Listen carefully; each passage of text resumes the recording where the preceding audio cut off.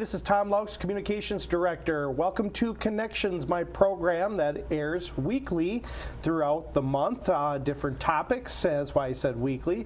Today's guest, Scott Owen. Thanks for joining me, Fire Chief. Thanks for having me again. All right.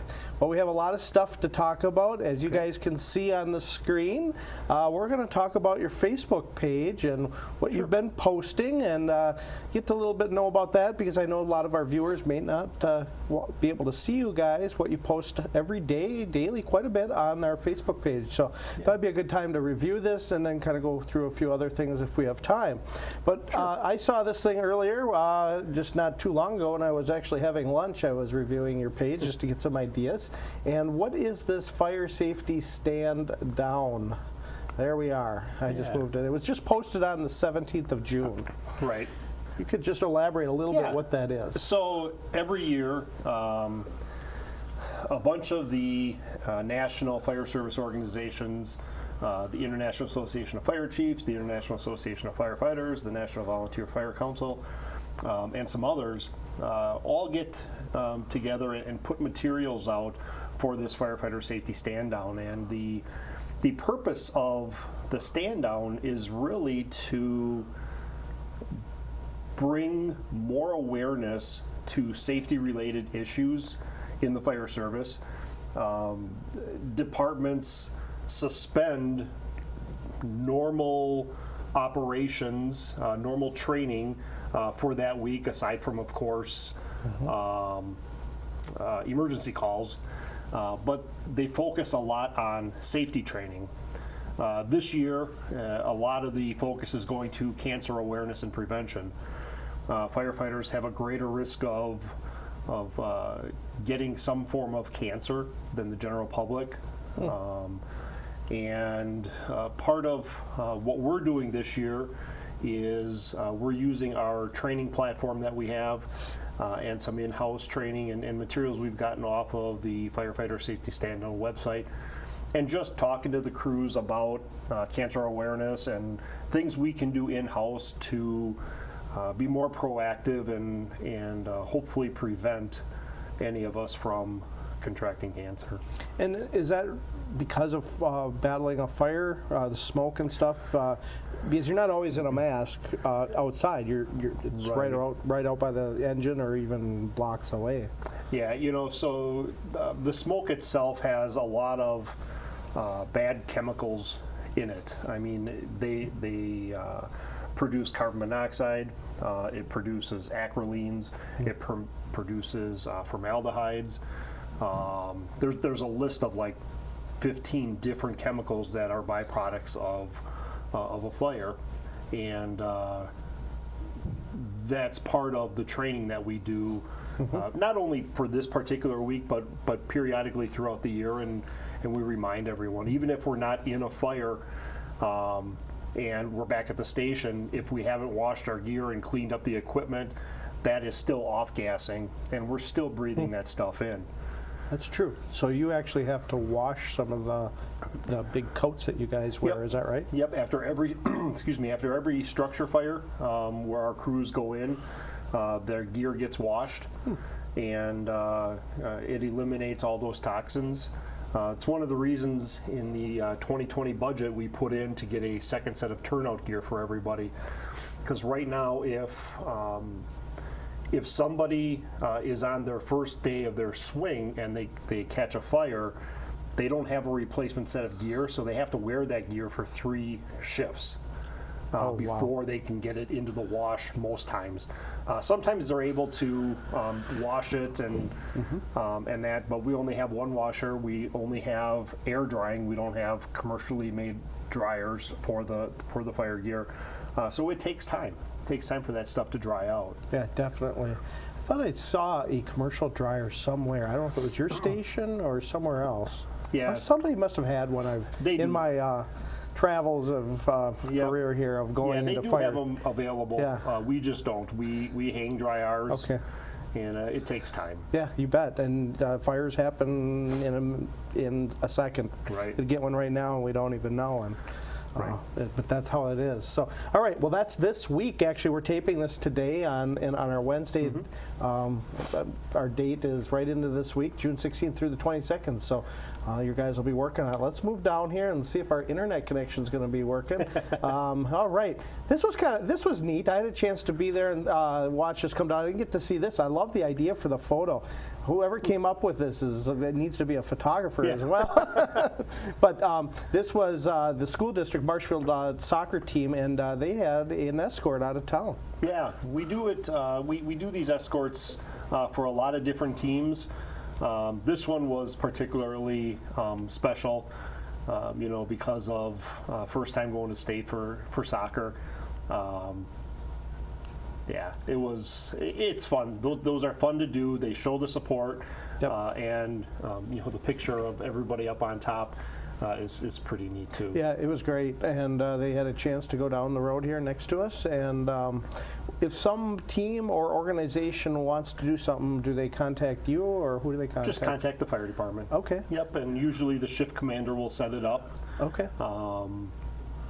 We've done them for the football. We've done them for tennis. We do it for wrestling. We do it for any of the sports, any of the major events that go to state. I bet back in the day, 20 years ago in your career, they could ride that. They can't anymore. Yeah. They, way back when they could have sat in the bucket and, I know. went, but not anymore. Not anymore. No. That would be neat. Actually, probably could have that whole thing riding, but not in today's age. No way. But back in the 90s, 80s, you bet. Well, good. And unfortunately, they lost in the first round, but they had a chance to get down there, and exactly. That's an experience they'll remember forever. Yes. And hopefully they can do it again next year. Yeah, definitely. Let's see. I'm here trying to do this way. Here we got some more photos everyone can kind of see. They had a chance there. There's quite a few comments and shares people really like. Jeff Molter is part of that team. He is our custodian and a lot of maintenance guy for a lot of the buildings here, right? Yeah, so he does a lot of work. So he had a chance to go down there too. Well, look at this lemonade stand. It is the summertime, and wow, I bet this kid or kids here. Well, this kid was so excited. He was. We love to go to lemonade stands, Kool-Aid stands throughout the summer. It's fun for us. We had gotten word that Marshfield Police Department was at this, and so we went. The police department gave the kid a patch or two patches, like they have an autism patch right now, and then they're normal. And so my guys had to one-up them, and they went back to the station. They got them a patch, I think maybe a plastic fire helmet, and then a junior firefighter T-shirt. Wow. The shift on duty bought that for him, and gave it to him, and he was so ecstatic. He just that made his day, having both departments there, and it is amazing, and those little things mean a lot to a lot of people. 219 people were part of this this post here. So for Caden, his name was Caden's Lemonade Stand here in the city. He had a chance to make a little money too. Yeah, get to be a little entrepreneur. Yeah. I did it too. I think all of us at one time did that. And well, this was already over, and we had our Dairy Fest, so we won't need to talk about this. This is something at the Dairy Fest. You had a chance to go there. I see that you had a structure fire. One of these since we last talked, and this came in the morning. So you actually had some of your some different staff on that comes in, right? Your shift commanders or chiefs, deputy chiefs are on during the day. Is that right? Yeah. Well, we have aside from the normal shift, myself, Deputy Chief Pete Fletty, who's in charge of fire prevention, and Deputy Chief Steve Bacus, who's in charge of the ambulance, are on 40-hour work weeks. And so this happened kitty corner from the fire station, right on the corner of 5th and Peach. So it was a very quick response time. It was a quick knockdown on that fire. I was on scene. Deputy Chief Fletty was on scene. We helped out as was needed. And luckily they were able to get that quick knockdown of the fire and prevent it from spreading. In this particular case, The only thing, because the fire had been going for a while, from my understanding, the only thing that prevented that fire from going from the basement to the first floor and second floor was they had the basement door closed. And so we talk about close before you doze. So close your doors when you sleep at night because fire will be impeded from entering that room if that door is closed. And there's a lot of documented cases out there, and this is another one. This is one for us that closing that door does save lives and property. Yeah, so they closed their basement door before maybe they left or were Yep. there. Now, it says it's under investigation. Now, is that something that's done by your department when it says like an investigation? Like, do you have a fire investigator? Yep, we have, actually we have 5 fire investigators. Okay. 4. We have 4. Oh. No, we have 5. I'm sorry. I'm trying to think of all of them, but yeah, we do have 5 fire investigators. The police department has a couple that work with us. Okay.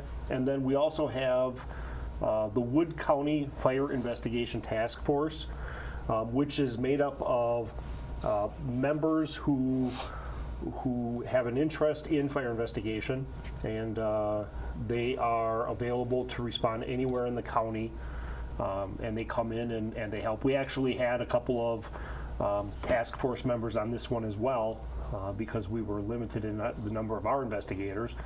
But yeah, we do our own investigations.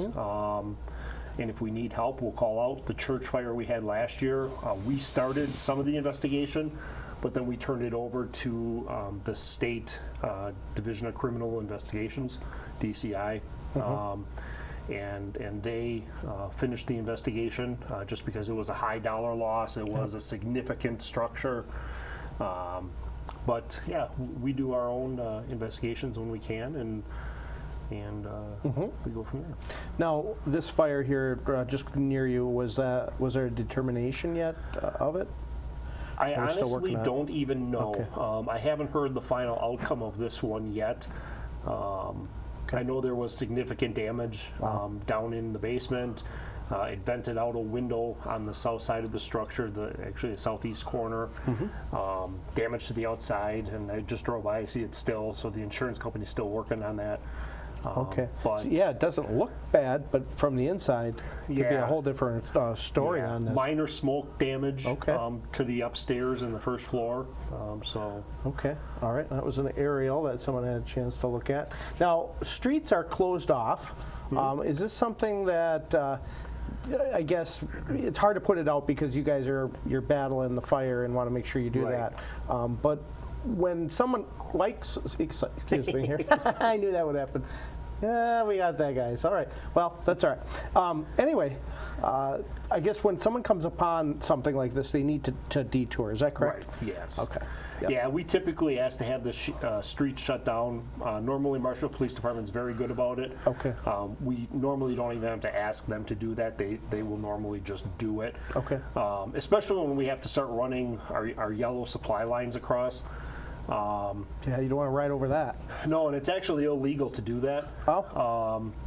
But even more than being illegal, by riding over it, you compress it, which stops the water flow from the hydrant into the engine. If that's what we're relying on to fight the fire, it puts our guys at risk.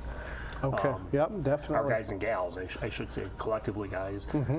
But yeah, so we ask that the roads be shut down, and the PD is really good about it. I just want to take us through a little bit of a scenario. We'll use this as a. So when they get on scene, usually 1, maybe 2 engines come. How does someone take command? Yeah, so each shift is led by a deputy chief. He's the shift commander for the day. If he's on vacation, then it's a lieutenant or a relief lieutenant that are in charge. And when they get on scene, they establish incident command. So they have overall responsibility for the whole incident, for the operations, for the people, for everything that happened. So on this, on any fire, they roll up and they give what's called a first in report. And that's really letting everybody know that's coming, as well as dispatch, what they see. So they get on scene. They start doing this first in report. If they don't see anything, normally they won't lay in a supply line right away. Okay. If they see flames, smoke, then they'll lay that yellow supply line, or they will have the secondary engine lay it in. Kind of depends on the involvement and if there's any life safety issues or whatever. So they get on scene. The commander does what's called a 360, so they walk around the structure, and they're looking for people hanging out windows, they're looking for hazards, they're looking for other safety issues, and a better size up to see if the fire has extended out past that one area or not. The two firefighters in the back of the engine, they pull the attack lines.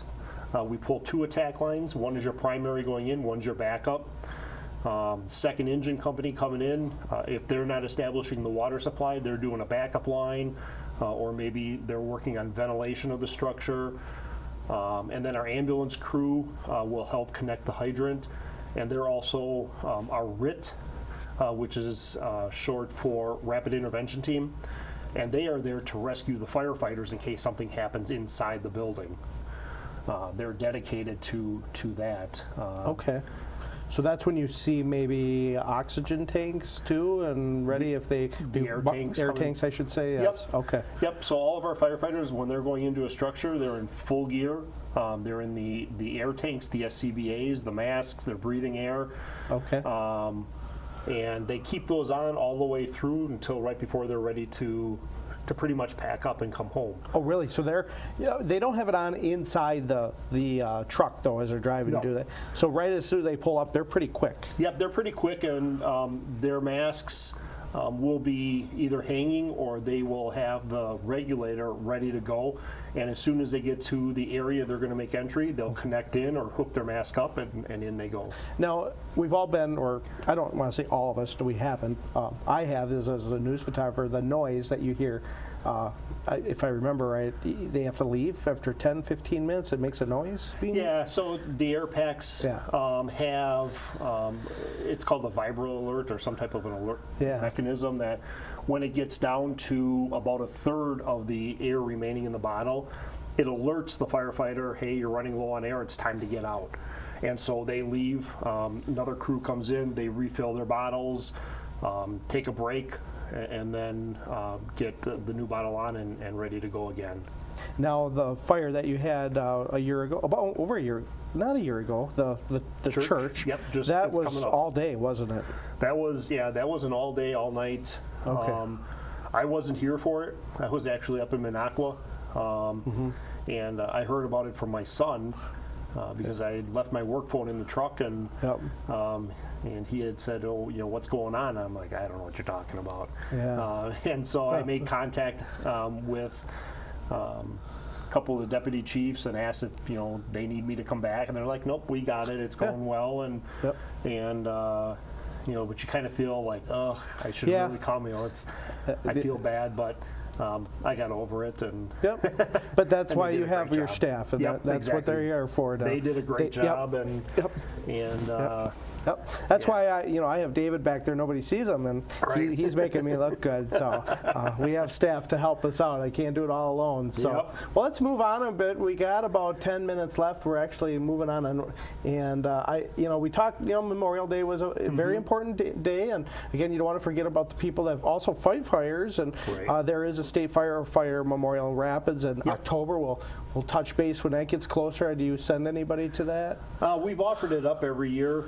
Or at least for a few years, and I don't know that anybody has gone, but we do try to get people down. Well, we definitely don't want anybody to actually be there from your. No, that's a sad moment. It is, yes. And talking about that, I'm going to come up on something. Here's another structure fire. We may be able to come back, but I want to talk about the day that we were here in our last show.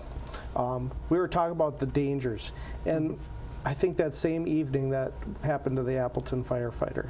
Yes. And this was posted in your I'll just kind of go beyond here, I believe, right in here. That is so hard. And how do you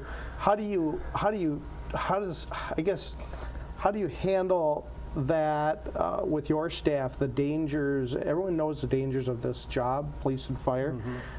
You never know. But how do they cope with that? What do you say to yourself? And you never know. No, you never know. Unfortunately, what happened to Mitch over in Appleton, it was an unfortunate, terrible accident, terrible incident. Following that incident, fire departments across the state and probably across the country looked at their policies and their procedures, and some departments are purchasing bulletproof vests for their people to wear all the time, similar to what the police department does. We haven't. It doesn't mean that it's never going to happen to us, because we know it can.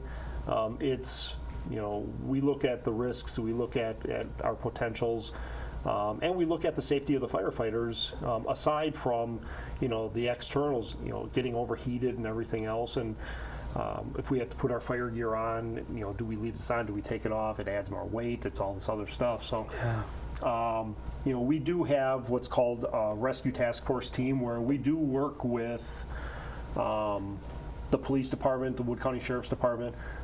If they have an active shooter event, once the hot zone is secure, we will make entry into the warm zone with them and start treating and triaging patients. But it truly was a terrible thing, and listening to what happened, it was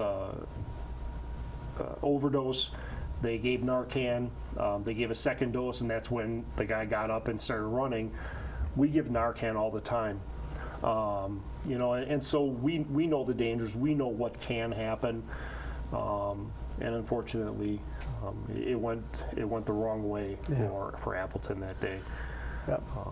And it was very sad. The funeral, we had a couple of our members go over for the funeral, and just an impressive display of vehicles, 400 vehicles or something they had.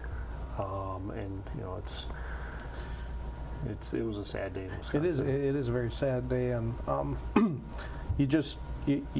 so it is all like a one day at a time, but Right. Very important. And I'm sure you guys are always discussing safety, and that's part of where we go back to even safety. We were talking about cancer earlier. Yep. Safety in anything. When you're doing something, think about it and learn from. Yeah, if it's if we get dispatched to a medical call or something, and it sounds not right, or something isn't right with the dispatch, we very well will call for the police. Yep. They'll go in, they'll secure the scene. A lot of times the police are dispatched at the same time with us for those questionable calls. But yeah, we definitely watch everything that's doing. We keep a lookout as we're working with patients, figuring out, because sometimes it's not even the patient or the person who you're talking with. It's someone who may be remote to the scene that can cause issues. Right. Now, is there a secure channel that you can talk with the police? Not really a secure one. Okay. I mean, we have their frequency Right. on ours. We do have their tactical channel as well, Okay. so we probably could use that. Okay. But yeah, it's one of those things that we do work well with them. All right. Well, we had a chance to go through the Facebook page. A couple things I wanted, other things I wanted to bring up with a few more minutes is at the Common Council meeting that's going to take place next Tuesday. I was talking with the city administrator during our council preview that the towers are going to be brought up again, or I don't want a resolution, I believe. Right. Is that how important is that to your department? Those towers for your radios. That's another critical part in the whole simulcast system for the radio. So the budget resolution that'll be coming forward is going to lay out where the funds are going to come from to pay for this as part of our overall radio project. Okay. And yeah, it is an important component of it. Okay. Now they're working working pretty good now, though, right? The new radios that you have, they're green, if I remember right. Ours are green, yes. Yeah, they're working good. Great. So that is a definite benefit. Yes. Important piece of what you guys were doing. Well, I don't know if I missed anything. Anything else that I know I said 2 things here that I wanted to bring up. I just brought up one. But anything, I guess the question is, anything coming up this month that I'm missing that might be happening in your department, the month of June? It's already mid-June. Yeah, I know. I really don't think so. We're starting budget. Yeah. Our budget has to be done by mid-July. Rest of the city has a little more time, but we have to have ours done to go to the Police and Fire Commission for approval. Okay. So we're starting that process, and other than that, none of the guys have to do, like the volunteer firefighters, they have all those, a lot of those summer retreats fund. I don't know what they call them, firefighter. Oh, like fundraising. You guys do anything like that? No. They do the barrel. The barrel, yeah. No, we don't do any of that. We don't do any of that stuff. It's kind of neat to see, though, and they do some of that. Have you ever done that in your? I have not. No. Okay. I have not. I know McMillan does it once in a while, and some of the other departments. Excuse me. We get invited. But we just end up, most of the time it's way on the south side of the county, and we just don't have the... Right, it's hard to do, and the time yeah. to do that. And you're a big department, and how is anything new with any engines coming about? Your current engine doing well? The new truck is working well. Okay. The new engine was ordered. It should be here in about October. Oh, that's new right. ambulance should be here in September or so. Well, when they come, we got to do a tour. Yeah, we'll definitely schedule that. That might be our show. Yeah. I think it should be. We'll definitely do that. I think people would be, and that's coming. Are they coming from the Appleton area? The engine's coming from, it's a Pierce, so Yep. it's coming from Appleton, and then the ambulance is Braun coming from Indiana. Okay, and all those specs will be you'll be learning, and because you just can't take that engine out right when you get it. Yeah, no, there will be a learning curve on them, and okay. They'll come in and do training and everything with us. So. All right. Well, we're out of time almost. I want to just say, open up one more thing. Anything that you wanted to bring up with anybody new coming to the fire department we missed? Nothing there yet? No, not yet. Okay. We do have permission to hire 3 additional staff with the EMS contracts at the clinic. We're just finalizing those contracts. We're hoping to get that squared away, and as soon as we do, then we're going to start going through our recruitment lists and see where we're sitting, and hopefully bring them on board soon.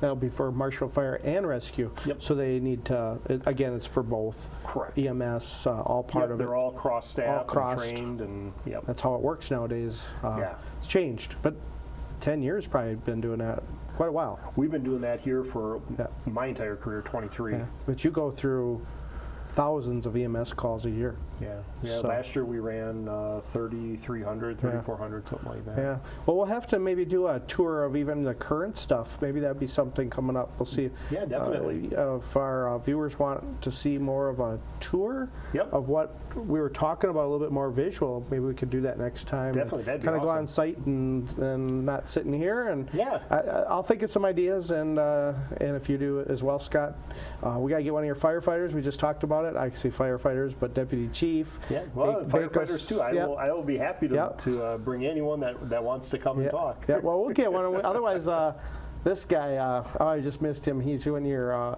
I talked to him. He goes out and does a lot of communications too. Well, I can't think of the guy's name, but I can see his face. I'm starting to learn everybody, but it was on here 2 minutes ago and I missed it, but that's okay. But let's hope nothing like this happens over the next month. We don't want to see it. We don't want to see bad things. Right. We're here to help, but we definitely don't. If we don't have to don't need the those business. engines, How about we don't that? Want that? Yeah, we don't need we don't need it. So a little bit Exactly. different. So again, thanks Scott for coming by you for this having me. this half hour, third Wednesday of the month. You come by and we get to share that with you guys here on channel 989, channel 991, our Facebook page as well. You can also find us on the city website at ci.marshfield.wi.us under communications. We have another page called Marshfield Media Access with on the left hand navigation.